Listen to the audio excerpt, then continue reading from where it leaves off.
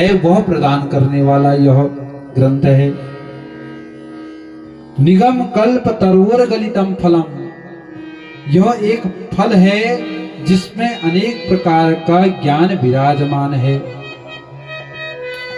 सुख मुखाद अमृत संयुतम, पूर्ण रूप से यह पका हुआ फल है जिसमें सुखदेव जी के द्वारा जो यह श्रीमद् भागवत कथा गाई गई है। तो श्रीमद् भागवत कथा को किस प्रकार पान करना चाहिए? मुहुरौ रसिका भुवि बाहुकाः, बार बार श्रीमद् भागवत कथा का पान करना चाहिए। जितना समय, जिस समय हमको श्रीमद् भागवत कथा श्रवण करने को मिले उस समय हमें श्रीमद् भागवत कथा श्रवण करनी चाहिए।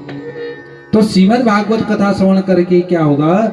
रसिका भुवि बाहुकाः, जो व्यक्ति है वो भगवान के भक्त बन जाएंगे, भजनानंदी बन जाएंगे। इसलिए हर समय, जब भी हमें समय प्राप्त हो, जहां भी हमें अवसर प्राप्त हो, वहां हमें श्रीमद् भागवत कथा का बार बार पान करना चाहिए। तो ये श्रीमद् भागवत कथा नैमिषारण्य की पावन धराधाम में 88,000 सौनकादिक ऋषि श्री सूत जी महाराज के मुखार बिंद से श्रवण कर रहे हैं।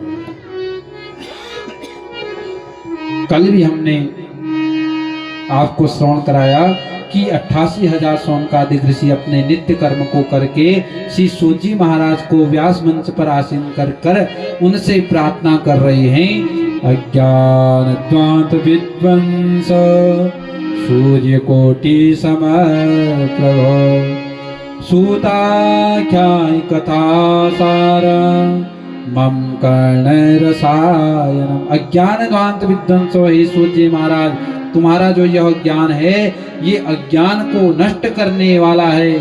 सूर्य कोटि समप्रभ, करोड़ों सूर्य की तरह तुम्हारा यह ज्ञान है, इसलिए आप अनवरत हमको यह श्रीमद् भागवत कथा श्रवण कराइए। तो अब नैमिषारण्य की पावन धराधाम में 88,000 सौनकादिक ऋषि श्री सूत जी महाराज से 6 प्रश्न करते हैं। तो वह 6 प्रश्न कौन कौन से हैं? तो पहला प्रश्न किया, पुंसाम एकांततो से तन्नो संशयितुमर्हसि। हे मुनिवर, हे सूत जी महाराज, आपने अनेकों ग्रंथों का अध्ययन किया है, 4 वेद, 6 शास्त्र, 18 पुराण आपने पढ़े हुए हैं। तो उन पुराणों में, उन वेदों में, उन शास्त्रों में इस जीवों का परम कल्याण का कौन सा साधन है? किस साधन को करके ये जीव अपना कल्याण कर सकता है और भगवान की प्राप्ति का क्या साधन है? हे गुरुदेव, हमको इसके बारे में बताइए। तो पहला प्रश्न किया कि जीवों के परम कल्याण का साधन क्या है? कलयुग में व्यक्ति अपना कल्याण किस प्रकार कर सकता है? जो है पहला प्रश्न।